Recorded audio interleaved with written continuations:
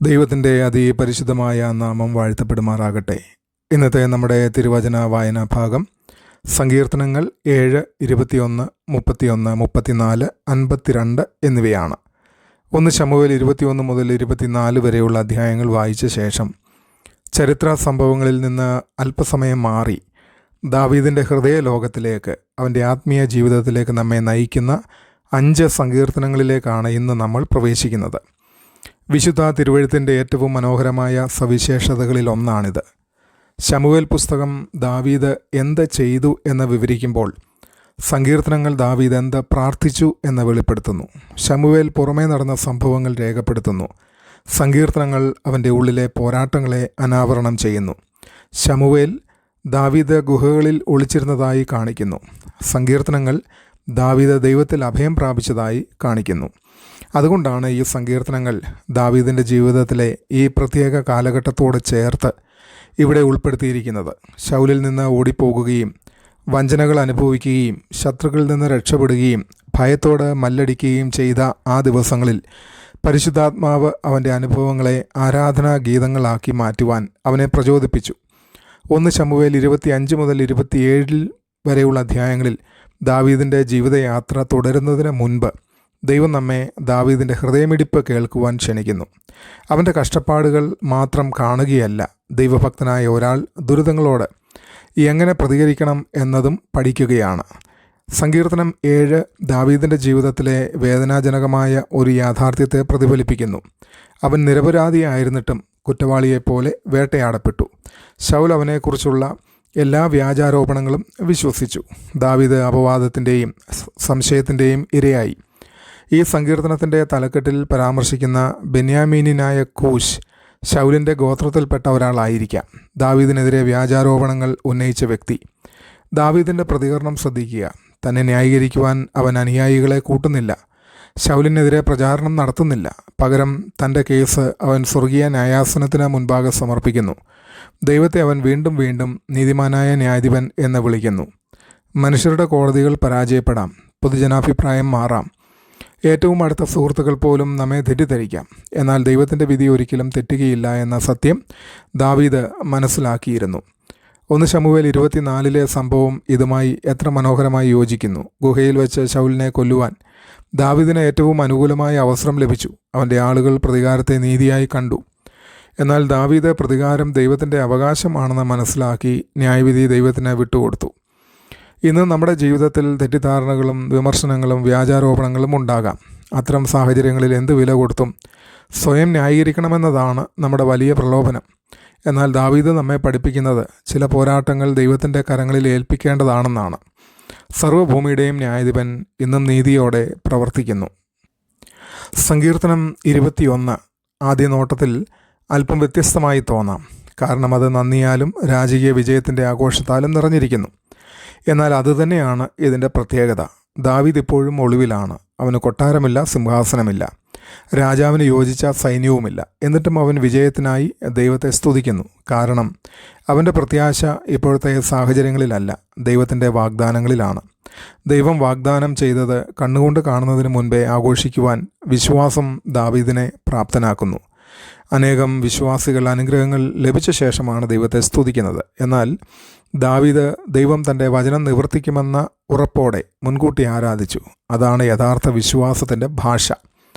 1 ശമൂവേൽ 25 മുതൽ 27 കടക്കുമ്പോൾ ദാവീദിൻ്റെ സാഹചര്യങ്ങൾ ഉടനെ മാറുന്നില്ല.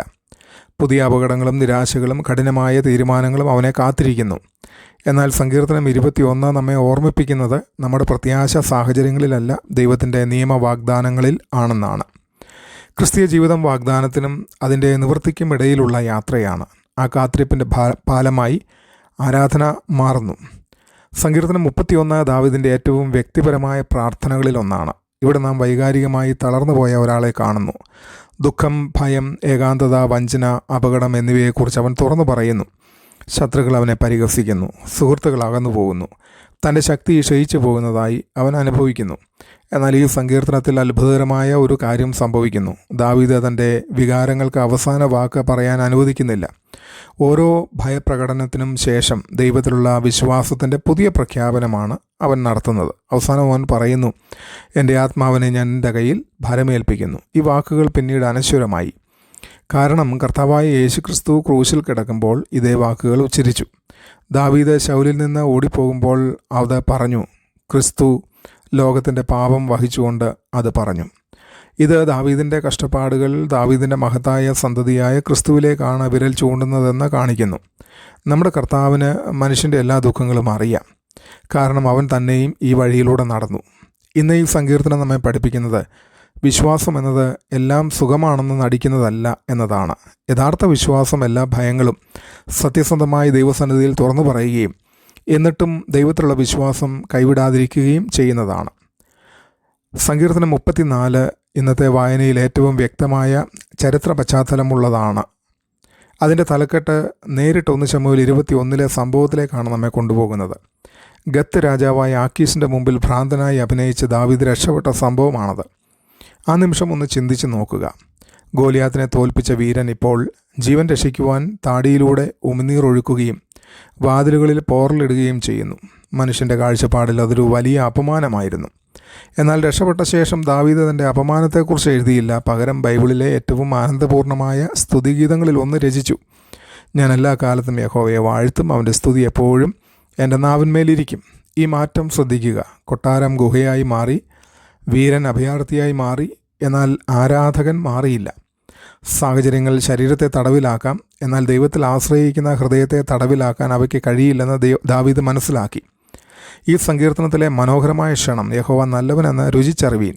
ദാവീദ് ഭയത്തിൻ്റെ രുചി അറിഞ്ഞു, തിരസ്കാരത്തിൻ്റെ രുചി അറിഞ്ഞു, ഏകാന്തതയുടെ രുചിയും അവൻ അറിഞ്ഞു.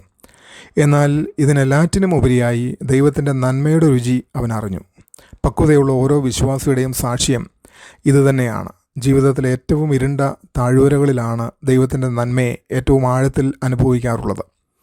സങ്കീർത്തനം 52 നമ്മെ വീണ്ടും 1 ശമൂവേൽ 22 ഏറ്റവും ദുഃഖകരമായ സംഭവങ്ങളിൽ ഒന്നിലേക്ക് കൊണ്ടുപോകുന്നു. ദാവീദ് നോബിൽ എത്തിയപ്പോൾ പുരോഹിതനായ അഹീമേലെക്ക് അവനെ സഹായിച്ചു. എന്നാൽ ദോവേഗ് എന്ന ഏദോമ്യൻ ശൗലിനോട് വിവരം അറിയിച്ചു. ആ ഒറ്റ വഞ്ചനയുടെ ഫലമായി നോബിലെ പുരോഹിതന്മാർ കൂട്ടക്കൊല ചെയ്യപ്പെട്ടു. ഈ സംഭവം ദാവീദിൻ്റെ ഹൃദയത്തെ ആഴത്തിൽ മുറിവേൽപ്പിച്ചു. തൻ്റെ സന്ദർശനം പുരോഹിതന്മാരെ അപകടത്തിലാക്കിയതിനാൽ ഈ ദുരന്തത്തിന് താനും ഭാഗികമായി ഉത്തരവാദിയാണെന്ന് അവൻ അബ്യാഥാർ പുരോഹിതനോട് സമ്മതിച്ചു. ഈ സങ്കീർത്തനം 2 വ്യത്യസ്ത ജീവിത രീതികളെ തമ്മിൽ താരതമ്യം ചെയ്യുന്നു. ദോവേഗ് വിശ്വസിച്ചത് നുണകളിലും കുതന്ത്രങ്ങളിലും അക്രമത്തിലും രാഷ്ട്രീയ ശക്തിയിലും ആയിരുന്നു. ദാവീദ് വിശ്വസിച്ചത് ദൈവത്തിൻ്റെ അചഞ്ചലമായ സ്നേഹത്തിൽ ആയിരുന്നു. കുറച്ചു കാലത്തേക്ക് ദോവേഗാണ് വിജയിച്ചതെന്ന് തോന്നി. ദാവീദ് പരാജിതനായി കാണപ്പെട്ടു. എന്നാൽ ചരിത്രം ആ ചിത്രം മറിച്ചു കളഞ്ഞു. ദോവേഗ് നാണക്കേടിൽ അപ്രത്യക്ഷനായി. ദാവീദ് ഇസ്രായേലിൻ്റെ ഏറ്റവും മഹാനായ രാജാവായി. ദുഷ്ടത കുറച്ചു കാലം തഴച്ചു വളരുന്നത് പോലെ തോന്നാം, എന്നാൽ അവസാന വാക്ക് ഒരിക്കലും അതിനല്ല. ദൈവത്തിൻ്റെ സ്നേഹം മനുഷ്യൻ്റെ എല്ലാ ദുഷ്ടതകളെയും അതിജീവിച്ച് നിൽക്കുന്നതാണെന്ന് ഈ സങ്കീർത്തനം നമ്മെ പഠിപ്പിക്കുന്നു. നമ്മുടെ ചുറ്റും അനീതി വിജയിക്കുന്നത് പോലെ തോന്നുമ്പോഴെല്ലാം ഇപ്പോഴത്തെ കാഴ്ചപ്പാടിനപ്പുറം ദൈവത്തിൻ്റെ നീതിന്യായ വിധിയിലേക്കാണ് സങ്കീർത്തനം 52 നമ്മുടെ ദൃഷ്ടി ഉയർത്തുന്നത്. ഈ 5 സങ്കീർത്തനങ്ങളും ഒരുമിച്ച് വായിക്കുമ്പോൾ അതിമനോഹരമായ ഒരു ആത്മീയ യാത്രയാണ് നമ്മുടെ മുമ്പിൽ തുറന്നു കിടക്കുന്നത്. സങ്കീർത്തനം 7 ദാവീദ് ദൈവത്തിൻ്റെ നീതിയിൽ ആശ്രയിക്കാൻ പഠിക്കുന്നു. സങ്കീർത്തനം 21 ദൈവത്തിൻ്റെ വാഗ്ദാനങ്ങളെ ആഘോഷിക്കുന്നു.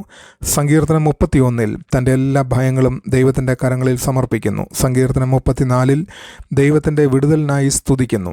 സങ്കീർത്തനം 52 ദുഷ്ടത വിജയിക്കുന്നത് പോലെ തോന്നിയാലും ദൈവത്തിൻ്റെ അചഞ്ചല സ്നേഹത്തിൽ വിശ്രമിക്കുന്നു. ഇത് ദാവീദിൻ്റെ യാത്ര മാത്രമല്ല, ഓരോ വിശ്വാസിയുടെയും ആത്മീയ യാത്രയാണ്. അപവാദം, കാത്തിരിപ്പ്, കഷ്ടത, വിടുതൽ, പുതുക്കപ്പെട്ട വിശ്വാസം എന്നിവയുടെ കാലങ്ങളിലൂടെ നാം എല്ലാവരും കടന്നു പോകുന്നു. ഈ സങ്കീർത്തനങ്ങൾ നമ്മെ ഓർമ്മിപ്പിക്കുന്നത് നമ്മുടെ സാഹചര്യങ്ങൾ മാറ്റുന്നതിലുപരി നമ്മുടെ സ്വഭാവത്തെ രൂപപ്പെടുത്തുന്നതിലാണ് ദൈവത്തിന് കൂടുതൽ താല്പര്യമുള്ളത് എന്നതാണ്.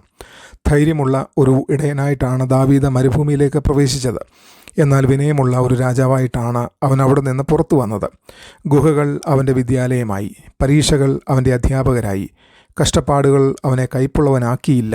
മറിച്ച് കൂടുതൽ ദൈവിക സ്വഭാവമുള്ളവനാക്കി എന്നതിൻ്റെ സാക്ഷ്യമായി സങ്കീർത്തനങ്ങൾ നിലകൊള്ളുന്നു.